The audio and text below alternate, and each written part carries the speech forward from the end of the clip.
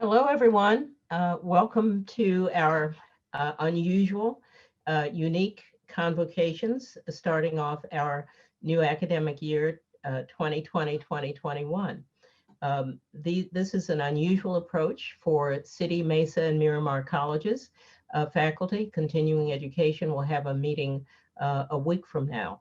But I'd like to welcome you back, and as always, our leadership team of our board president, Dr. Maria Nieto Sr., our AFT Guild president, Jim Mayler, and I have a few words to start the event. So without further ado, let me introduce Dr. Maria Nieto Sr., our board president, who is the longest serving board member in the history of our district. Maria. Good morning, everyone. I'm really pleased to represent our Board of Trustees. We have two board members in attendance, Trustee Craig Milgram and Trustee Sean Elo Rivera.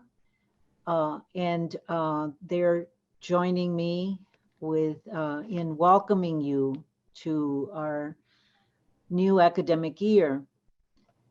Having served on the board for 30 years, I have a unique perspective, I think. I've seen our district encounter good times, difficult times, in between times, but through all these periods, there's always been a constant source of excellence.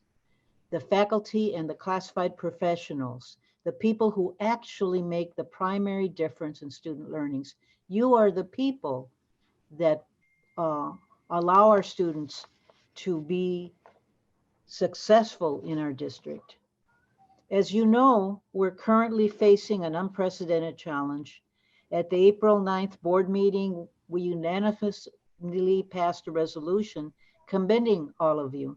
Our board wants you to know how deeply we appreciate your work during this crisis in converting our district to remote formats in instruction, support services, and operations.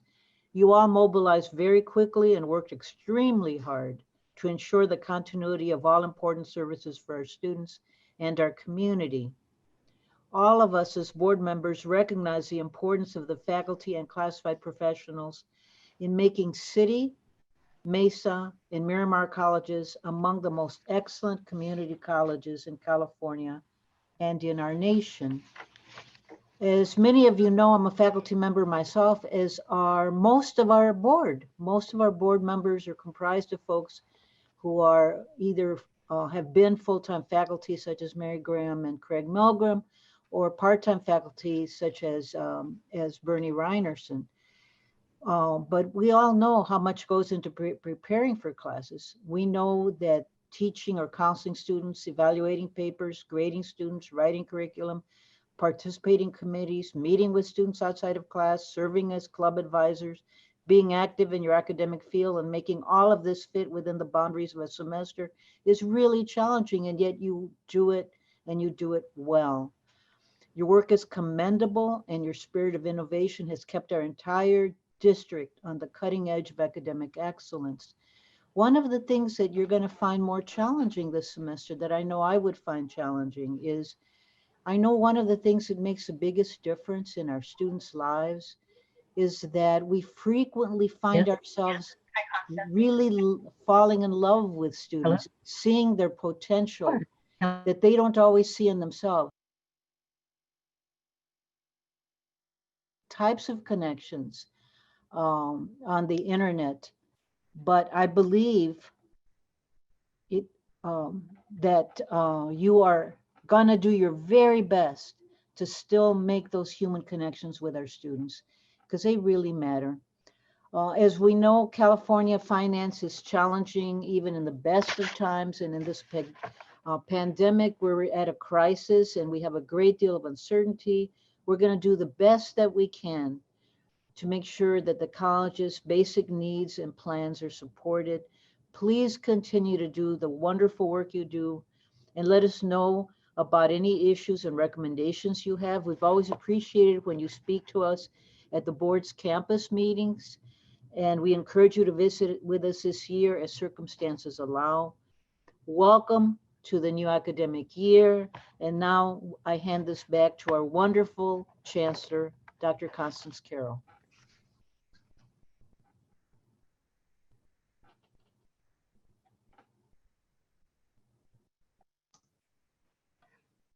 All right, I think we're back now. I wish I could see everyone. One of the most difficult things about the Zoom format is that it's sort of like the giant Brady Bunch. But I appreciate seeing that. In any case, let me share a few thoughts with you. First of all, this is my 17th year. I'm starting my 17th year as Chancellor of the district. That gives me a record as the longest serving Chancellor in the history of the district. Yay, no, boo. um, but it has been an amazing ride and a wonderful one. I think, as you know, though I won't talk too much about this today, this is my last year as Chancellor. I decided to extend even by 1 year. So I will be working with the district through the course of this year until June 30, 2021. And I have mixed feelings about that. On the one hand, I do think it's time for me to make a change and for the district to have new leadership. On the other hand, I'm going to miss a great deal, particularly seeing all of you, the great faculty of our institutions. But we'll have time to talk about some of that later. In the meantime, here are some thoughts that I would like to share with you. The first is we have been through a difficult year or a difficult semester in the spring semester. And I'll talk a little bit about that later. But despite the difficulties that we've had to deal with, we did a great job for our students who went through their virtual commencements, and our students who are now embarked upon the next stage of their lives. Right now, we awarded 29 bachelor's degrees at Mesa College. This is the third year of our unique bachelor's program.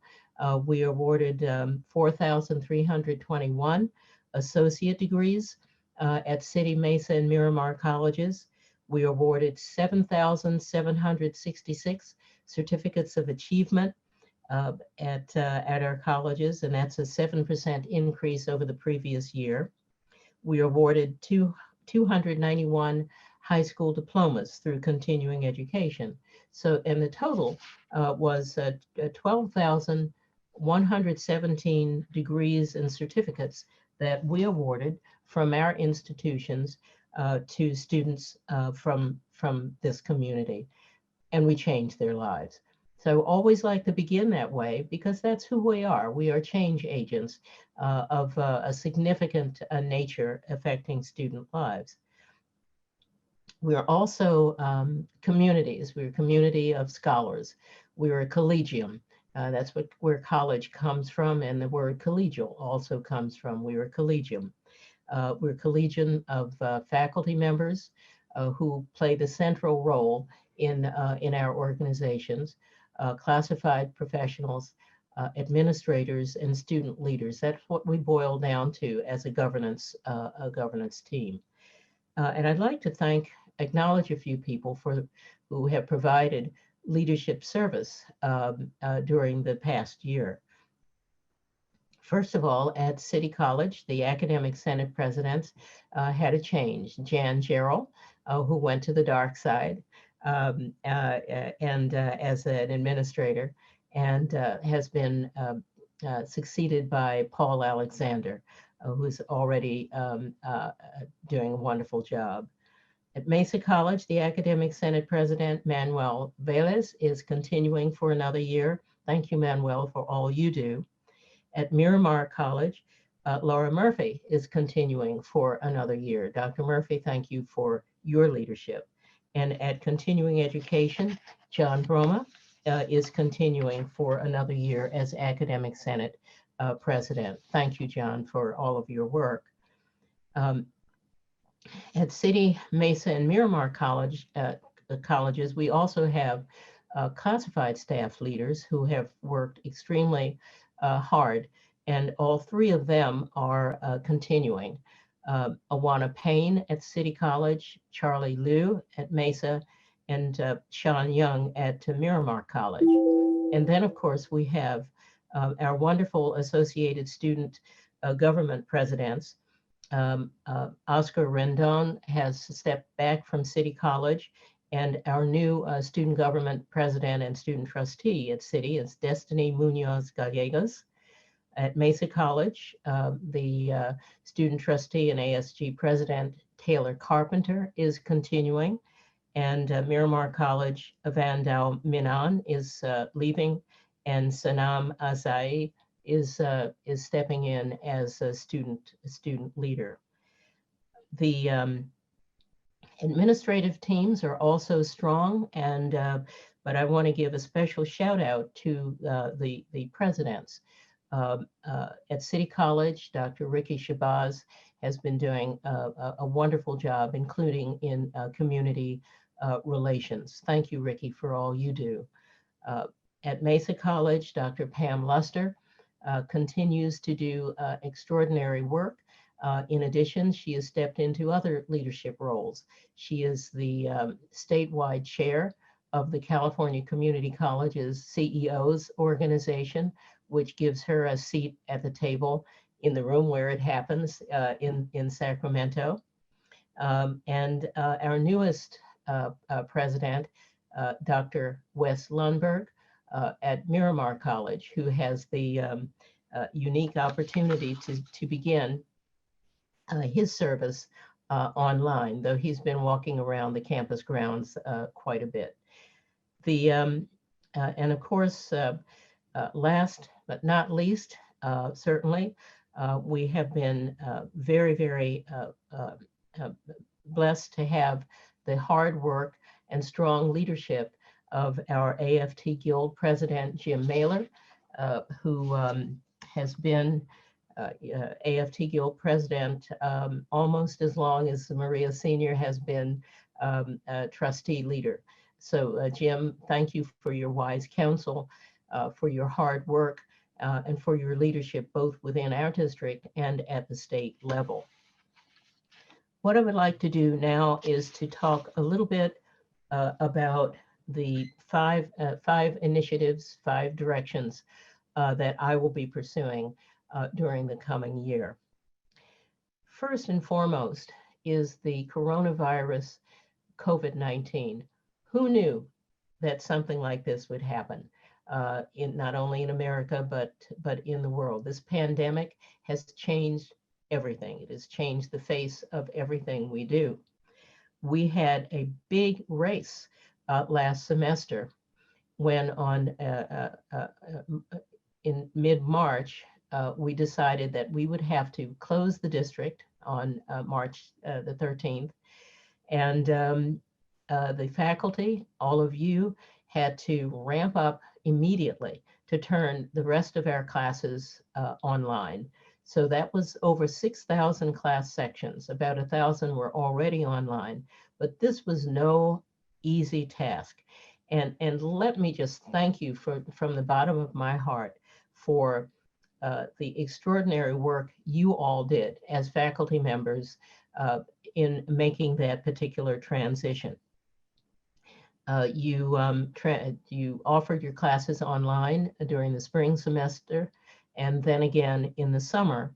And we've had a struggle for sections of classes that require on-campus instruction, particularly in the science labs, in the career technical areas, and in clinical areas. And we're still working on that.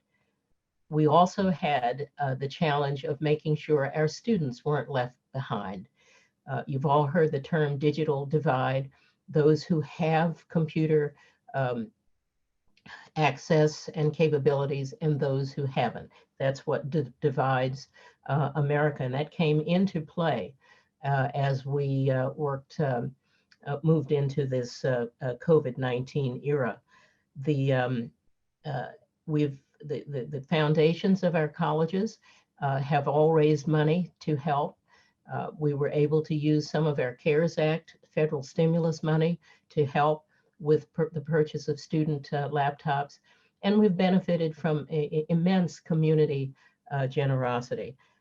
I was very happy working with the San Diego Foundation to ensure that funding came for student laptops and assistance. We also received a major donation from the United Way of San Diego. So our whole community, everyone has been mobilizing to support our students during this time. Some of the parking lots are open to provide Wi-Fi access. So this has been quite something for us as an institution.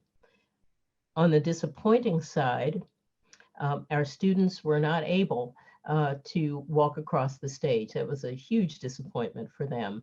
However, City, Mesa, and Miramar, all of you mobilized to provide drive-through awards for our diplomas. Even though it was the cover, it was still wonderful and heartwarming to see whole families drive through to have that acknowledgement. And then there were the excellent, excellent virtual commencements that were held. And we're hoping that this time next year will be open, but we don't know yet because everything we do will be determined on the basis of safety and health. That is our top imperative.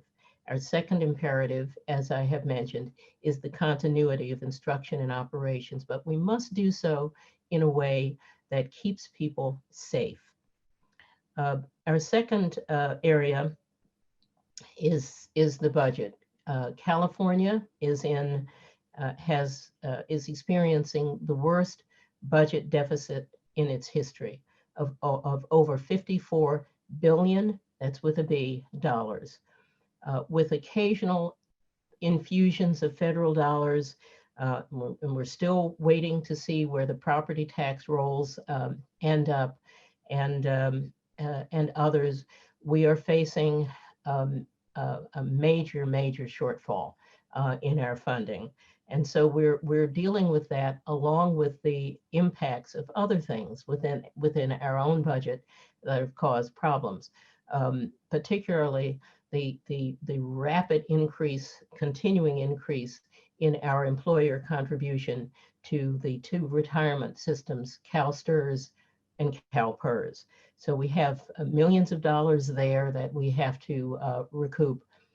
We also have some balancing to do still between our scheduling and enrollment intake.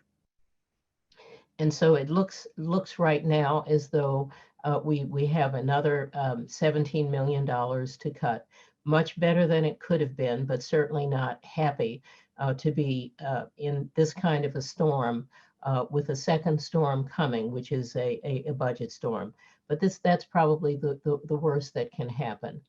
My goal as chancellor in my last year is to solidify all of this, to eliminate the remaining items that we need to balance, so that my successor will not have to deal with any of these issues. Our third direction is enrollment management.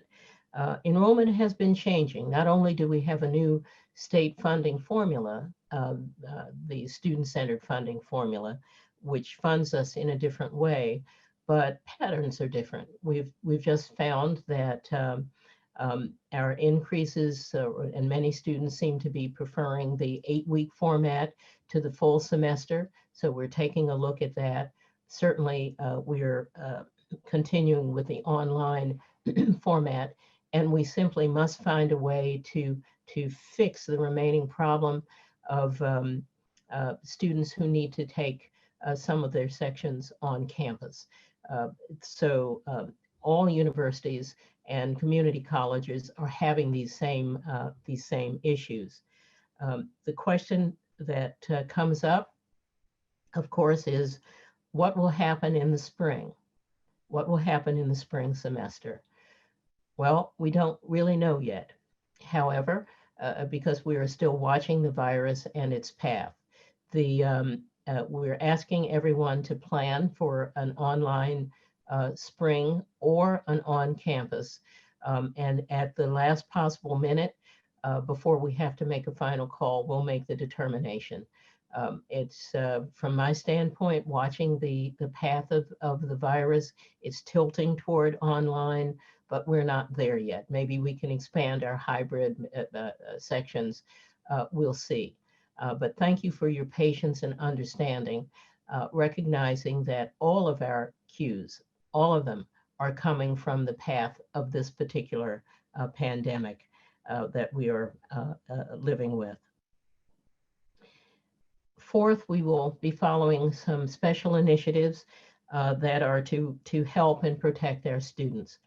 We are watching very carefully the Daca program and what's going to happen with that. We want to be sure that our Daca students, our undocumented students, our LGBTQ students, and all students who are vulnerable have our full support and protection. While doing that, we are also going to be watching or having a review of our college policing practices. And I need to say that our college police are a remarkable group of people. They love our campuses, they know our campuses, and they are involved in community policing. Having said that, given the immense social justice issues that have been dominating America as the third storm, along with the budget and the COVID-19, there are things we need to improve. Miramar College, which trains police officers in the county, has already stepped up to review its curriculum. Our college police have already eliminated some things that were difficult practices and policies, and we will be having a review process under the District Governance Council to make sure that what we're doing is the best we can possibly do. Last, we are going to be working very, very hard with our legislators on a variety of issues. One of the issues will be to try to get an expansion of the community college baccalaureate option that could affect everyone here. We also want to approach our legislators to help them with the mitigation of our budgets, particularly the STRS and PERS. We are already advocating to the federal government to get on with the next stimulus. We have $1.5 billion at stake for our state system. And if we can get another stimulus package, that will be of great benefit to us because of the difficulties we're encountering. We also are trying to change the non-credit FTES tracking to a census date rather than a positive attendance, something that did not go through the legislature this year, but we are committed to doing. So that's kind of the 5-point plan that I hope to pursue during the course of the year. There will be an opportunity to discuss these and other issues in much more detail and thoroughly and with thorough candor at the forums that have been scheduled. And as I've mentioned before, these meetings are voluntary. However, and even though we can't see each other, I know where you all live. If you want to keep your job or be eligible for promotion or continuing benefits, it might be a good idea to stop by the forums. This is my last opportunity to talk with you and to answer questions and to hear your concerns and recommendations. So please try to attend. The City College Forum will take place on Thursday, September the 17th at 2:30 to 4 p.m. via Zoom. The Mesa College Chancellor's Forum will be on, I think that's Monday, September the 21st at 2:30 p.m. And the Miramar College Forum will be on Wednesday, September the 23rd, also at 2:30 p.m. So I hope to see you there. Spoke a little bit longer than normally because, as I said, this is my last opportunity. These are my last convocations.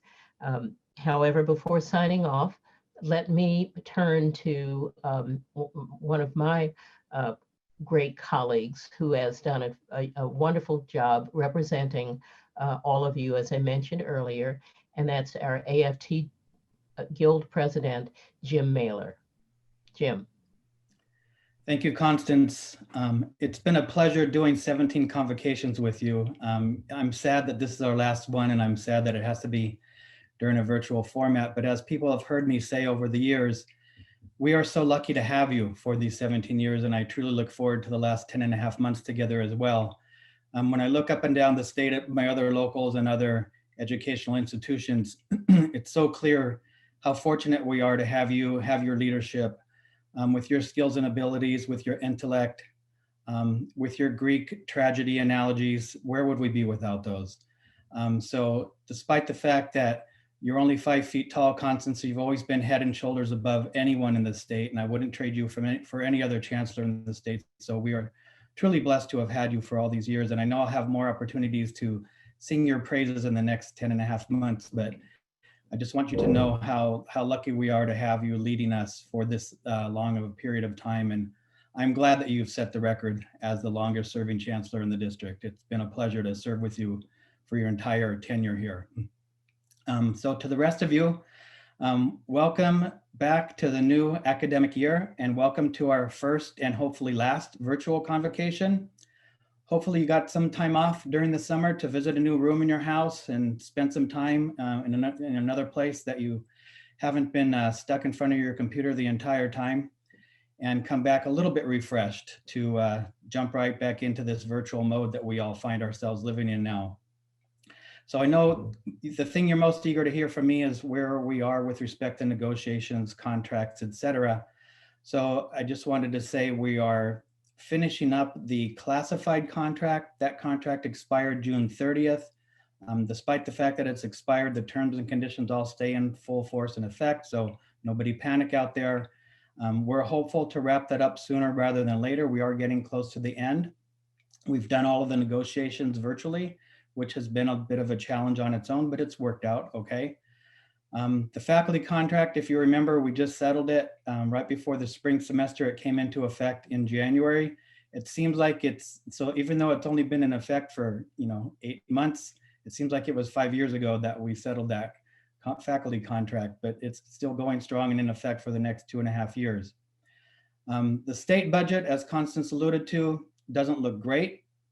And not only does it not look great, but it's really a house of cards how they've put the budget together for this year. So I don't want to spend too much time going too far into the weeds, but with respect to the student funding formula, how they're funding the colleges, they say that we're in a hold harmless mode, which means we're supposed to get the same resource that we received last year. However, once they do that calculation, they then apply a deficit coefficient, which the last we've heard is around 8%. They tell us it's coming down, but we haven't seen the new number yet. And then on top of that, 5 of the months of this year's allocation from the state are going to be in the form of deferrals. So in other words, the state is telling us we're going to get 5 months of our allocation, but we're not going to get them until next year.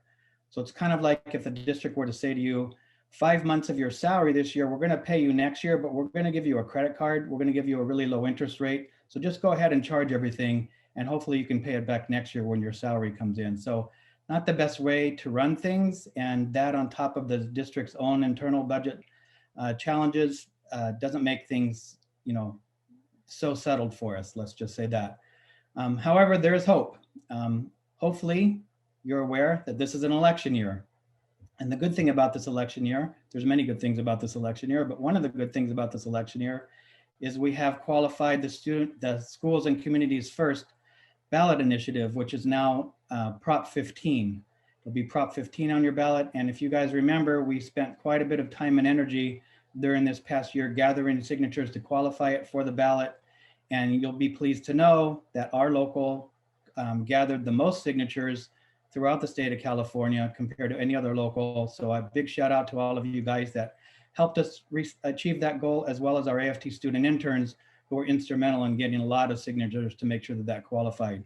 So if Prop 15 passes, that's going to bring billions of dollars into the state revenue stream, which of course we are going to get a share of that. So that's going to help somewhat, just like when we passed Prop 30 and Prop 55 to increase the revenue stream to education.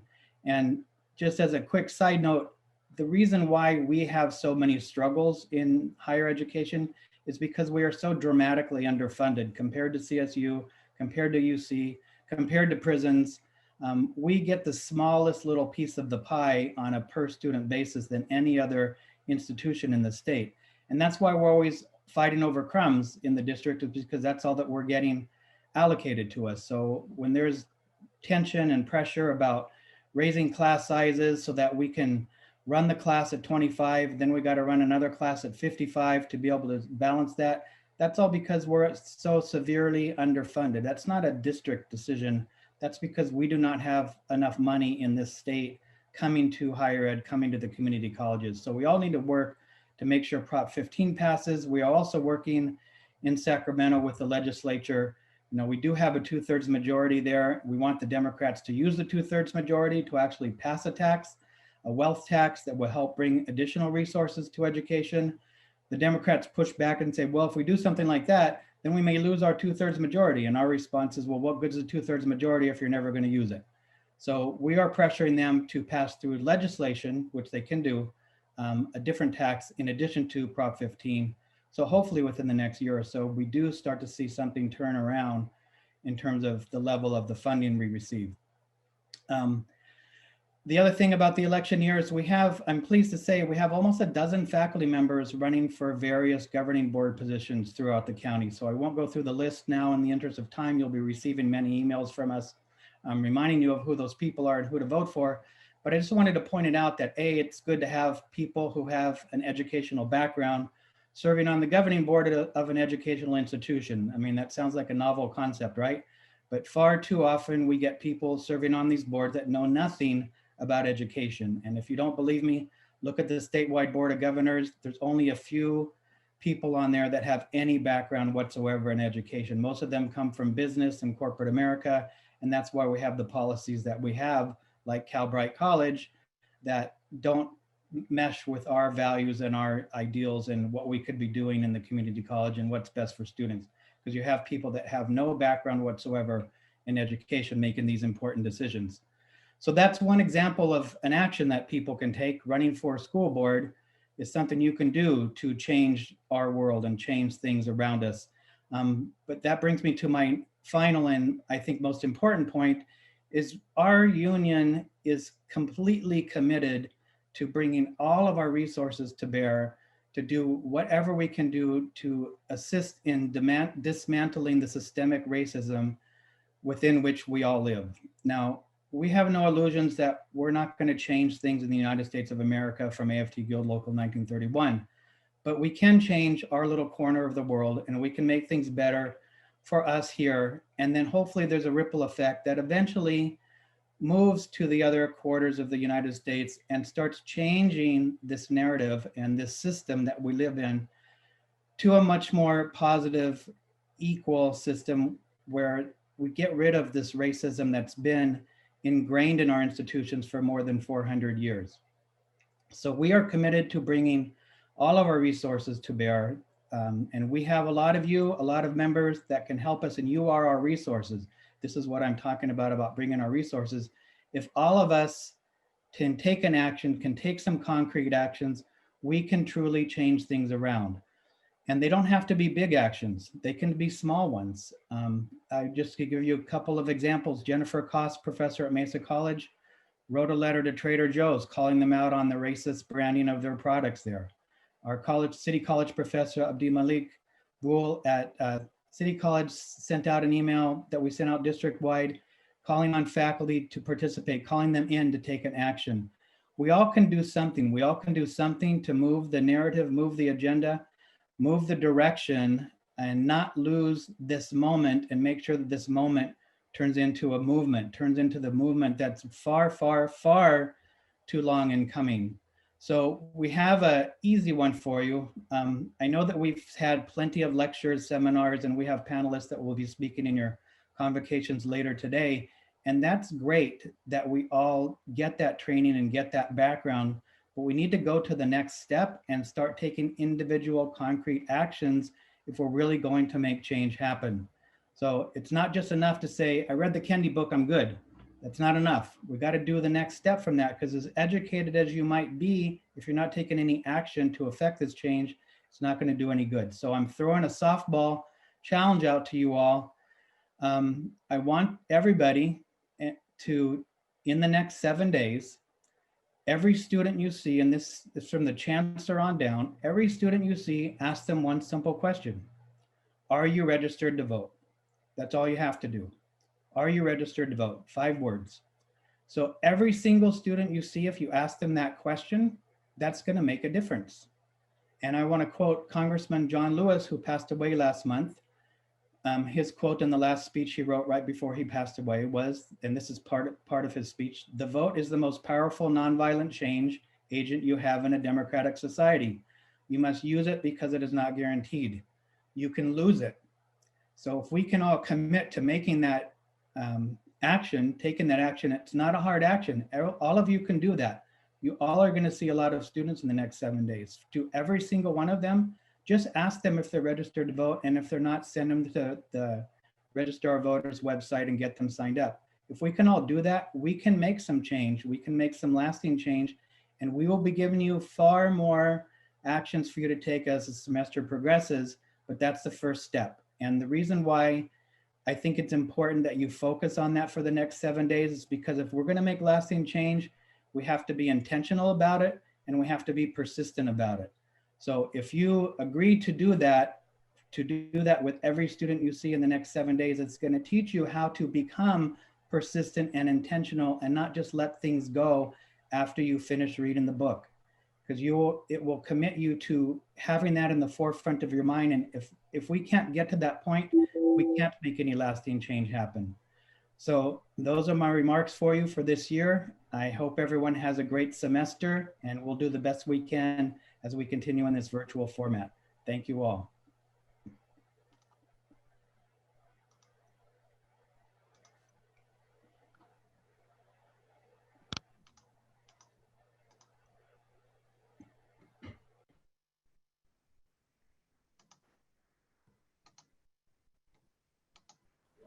You're on, Hello, Constance. yes, thank you. Sort of a difficult transition. Let me close with also a recommendation. At the end of this session, you're all going to be going to your college sessions. But as I began talking about the transformation of student lives, let me go back to that theme very, very briefly. What you do with our students matters. You are the best professors, you're the best support staff that one could ever find in California. And what you do matters. The transformation of our student lives as they receive associate degrees, bachelor's degrees, certificates, and diplomas, all of the above. There is a book that I would like to recommend to you by Isabel Wilkerson. Isabel Wilkerson wrote the book, The Warmth of Other Suns, which is about the African American diaspora following Reconstruction into the northern states. A fascinating book. Her new book is simply titled Caste, C-A-S-T-E, and it is it just came out a few days ago regarding the fact that the stratification of the socioeconomics structures of America are what keep people apart. And your role, the meaning of what we all do together, is to break that caste system through education. So thank you for all you do. I look forward to interacting with you during the course of the year. I thank you for the honor of giving me another year of service as your chancellor. And now I will say goodbye as you go to your respective convocation links. Thank you and have a great academic year.